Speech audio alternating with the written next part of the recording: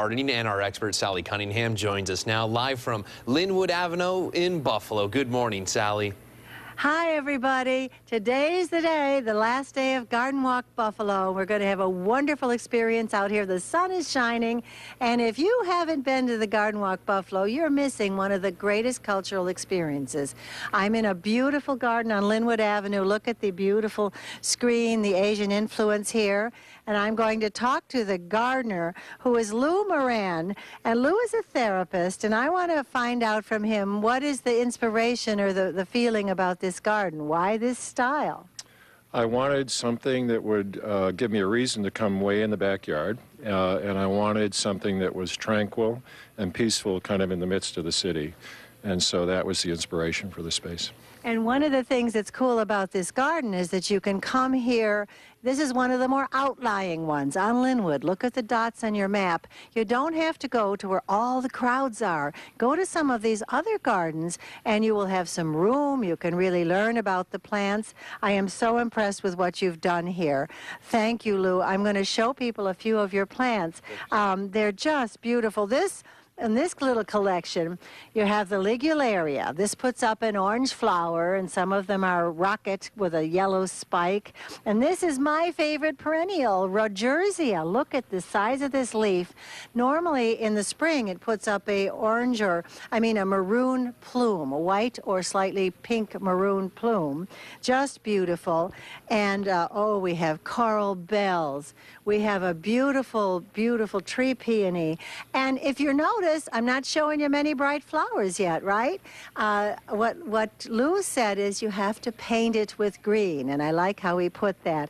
This is a relatively new shade plant called Aralia. It's totally 3 feet tall when it grows up, bright gold in the middle of shade. And this is one of these many gardens that were damaged when trees came down in the October storm.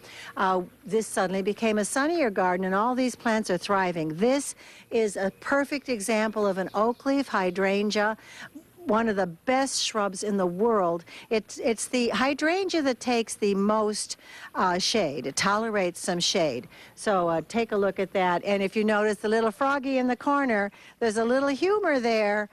And I'm going to walk across because behind me is a tea house. And I just love it. Lou explained about using these screens, which are mobile, to create walls, to divide up space. And I think this is one of the things you're going to find about the Buffalo Gardens today. Here is a totally unique space that expresses the personality and the feeling of the owners, and yet another garden with the same amount of square feet will have an entirely different look. It's the artifacts, the pieces of art, the use of vertical space. Vines are a big part of this garden. So I hope everybody get out to Garden Walk Buffalo. Here's what you do. If you haven't already gotten your map online, you want to go to one of the 3 headquarters. There's Richmond and Summers, there's AIDS Community Service, and there is the Buffalo Seminary on Bidwell Parkway. And you go in and get a map. They will accept a donation and then appreciate that, but you simply let somebody else idle the car while you run in and get a map. This is really the kind of achievement we should celebrate here. And I'm so proud of our gardens. I'm so grateful to the gardeners who've been giving us these gifts for the last many years in Buffalo. Garden Walk Buffalo is the end of the National Garden Festival for this season, and thank you to all of them. Sally, thank you so much. I was there yesterday. Absolutely beautiful things to see. Make sure you guys go check it out. We'll say